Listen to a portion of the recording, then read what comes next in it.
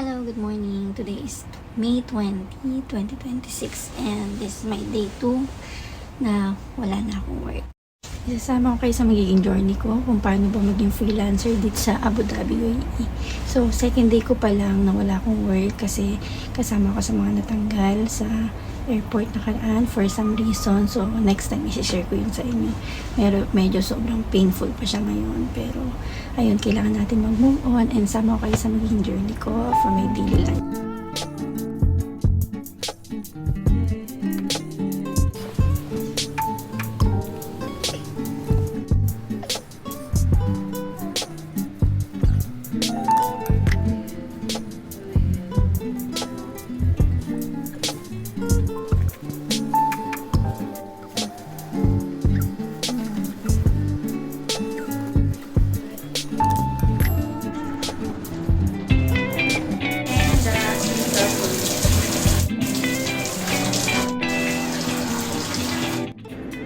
Today, sana samahan niyo ako sa magiging whole day journey ko. Totoo lang, hindi ko alam kung paano ako mag-i-start kasi for 13 years dito sa Abu Dhabi, UAE. Actually, nag-Dubai na rin ako, nag-Sharjah na rin ako.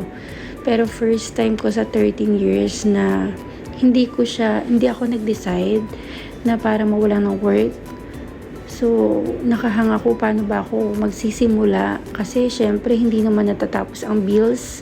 May monthly kang bayaran ng bahay, may bayaran ka sa bangko. Pero syempre, tuloy ang buhay. Kaya ito, samahan niyo ako sa magiging whole day journey ko. Nag-ready nga pala ako ngayon para sa event ko today, which is magsaserve kami sa big event for graduation day ng New York International School dito sa Abu Dhabi, UAE. Ayun, hindi rin naman sa akin iba ang food industry kasi sa mga hindi po nakakaalam, graduate po talaga ako as HRS, which is Hotel and Restaurant Services, for 2 years sa Pilipinas. Hindi ko lang talaga siya nagamit dito kasi yung first ko na na-applyan is from Gosh, which is cosmetics na talaga, sa sales na.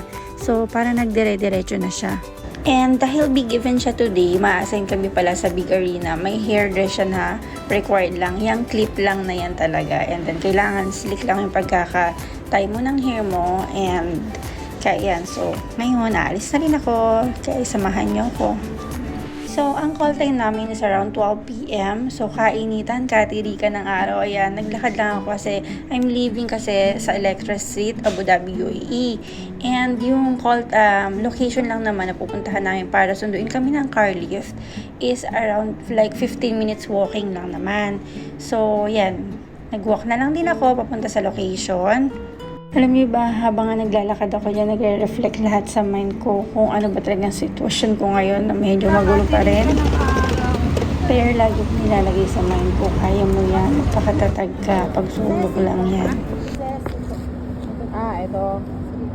Hanggang sa dumating na ako sa meeting place, ayan, sobrang dami namin dyan na naghihintay para dumating yung car lift na susundo sa amin. Na syempre, papunta sa Etihad Arena. Sa bus ng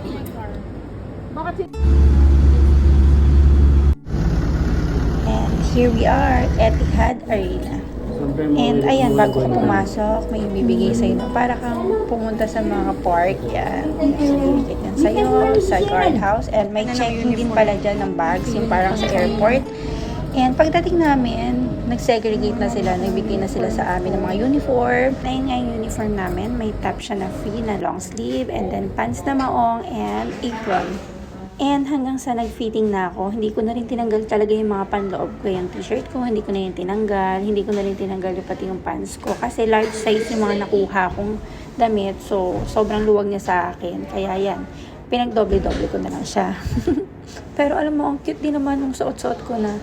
Lalo na yung naglagay na kami ng apron. And then, yung shoes namin pala yan, required then is all white. And every stop, binigyan kami ng free locker. Ayan. So, dito ko nilagay yung gamit ko. Ayan. And ayun nga, hindi pa nag-start ang event. May free food na sila, which is buffet yan. Kumain muna ang lola nyo para may energy.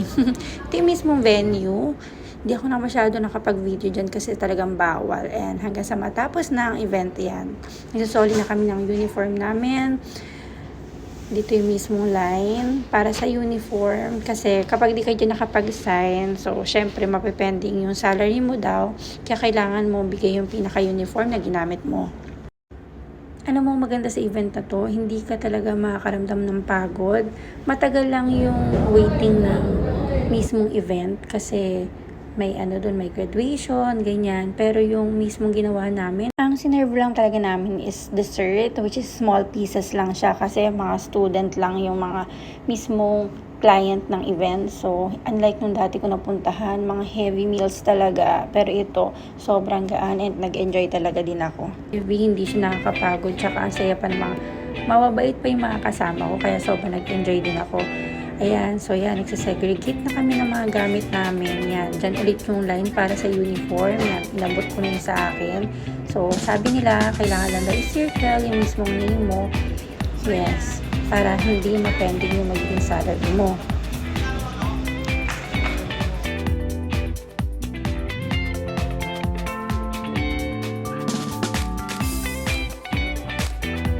So, tapos na yung event namin with my new friend, Ivan Alawi. Hi vlog, welcome to my guys. Hello po! Hi guys, welcome to my guys. Yan, tayo pa rin. Hi ka, baka sumika tayo. Vlog ka?